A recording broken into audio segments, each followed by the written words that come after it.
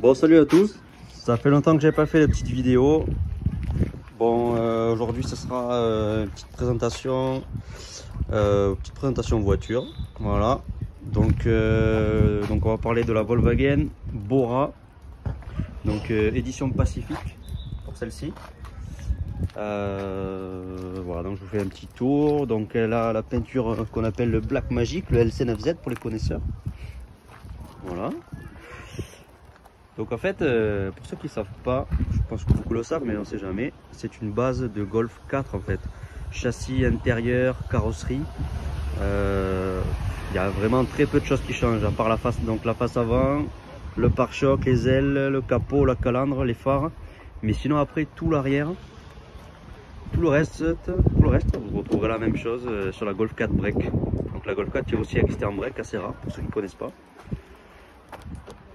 Du coup, pour l'intérieur, donc comme c'est une Pacifique, donc sur la Pacifique on retrouve les seuils de porte,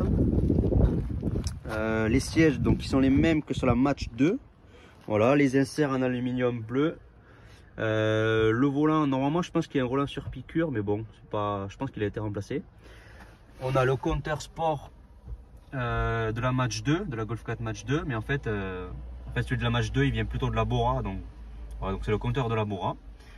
On a les aérateurs comme la R32. En fait Volkswagen ils sont malins, hein, ils vous disent que sur la R32 c'est spécifique, mais en fait vous voyez même le tableau de bord c'est le même que la R32, donc c'est plutôt la R32 qui a repris celui de la Bora plutôt que l'inverse. Vous voyez, pas mal de gens qui spéculent sur ça, sauf que pour avoir ces pièces là il suffit juste de choper une Bora. Voilà, donc après bon ben niveau équipement,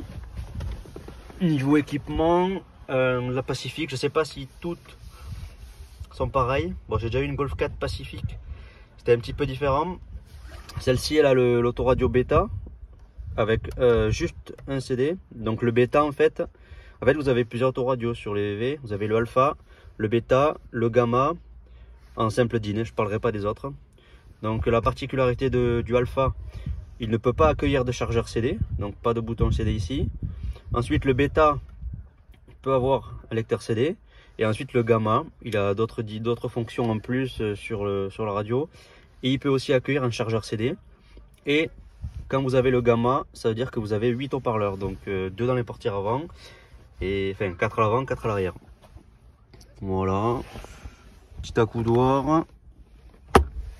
Et après, bon, au niveau boîte à gants ça change pas. La grosse particularité de la Bora, ça se trouve plutôt au niveau du coffre, qui est vraiment très pratique. Ça franchement ça va me manquer. Bon, du coup on a un grand coffre, c'est assez pratique. Donc on a un coffre plat, un seuil plat, avec des coffres d'arrangement sur les côtés. Voilà, la prise 12 volts, un éclairage de coffre. C'est tout bête hein, mais à l'époque des fois il n'y en avait pas. Voilà, un éclairage de coffre en haut également. Et ce que j'adore, c'est ça, il y a des gros rangements. Vous avez plein de casiers ici. Voilà. Et cette partie là se lève aussi pour avoir la roue de secours et les accessoires. Donc ça franchement, si vous avez des enfants ou un chien ou que vous bricolez, rien que pour les déménagements c'est quand même pas mal pratique. Et du coup l'avantage par rapport au Golf 4 normal et au Golf 4 Break qui n'ont pas ces rangements, quand on baisse les sièges ça nous fait vraiment un coffre plat. Je vais vous montrer un grand coffre plat.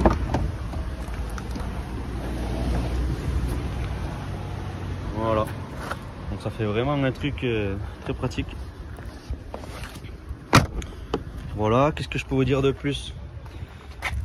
C'est vraiment une bonne voiture, hein. Faut savoir que sur la Pacifique, vous avez les jantes de la Golf 4 V6 en 16 pouces. Voilà, qui sont plutôt jolies. Bon, moi il me manque les caches centraux, mais elles sont sympas quand même, j'aime bien. Ensuite, dernier équipement, bon si je l'ai dit, enfin je l'ai pas dit, mais bon ça paraît, ça va de soi. Le climatronique, clim automatique, et les radars de recul.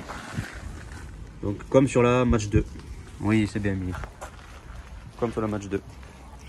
Voilà. Donc moi c'est une voiture que je conseille franchement. Très pratique, très économique. Ça commence à se faire un peu vieux maintenant, elle est de 2004. Bon, celle-là c'est une 2004, c'est les dernières. Sinon vous en avez entre de 2000 et 2004. Moi je la conseille du coup parce que c'est un châssis Golf 4, donc on trouve encore toutes les pièces. Bon, celle-là, le Elite 9 TDI, donc on trouve encore toutes les pièces. Les seuls points négatifs, pour moi, ça serait vraiment la carrosserie du coup, parce que les deux pare-chocs, surtout celle-là avec les baguettes chromées, ils sont introuvables. Donc si jamais un jour vous devez changer les pare-chocs, vous en trouverez sûrement, mais sans les baguettes chromées, elle perdra un petit peu de son authenticité, mais bon, c'est pas trop grave. Du coup, sinon, niveau motorisation, c'est Golf, châssis c'est Golf, et tout ça c'est éprouvé et fiabilisé, il y a aucun souci quoi. Bon voilà, écoutez, la présentation de la Bora va s'achever. Écoutez, moi j'ai apprécié rouler avec cette voiture. Bon, je vais la vendre ce soir, mais c'était vraiment une très bonne voiture que je conseille franchement.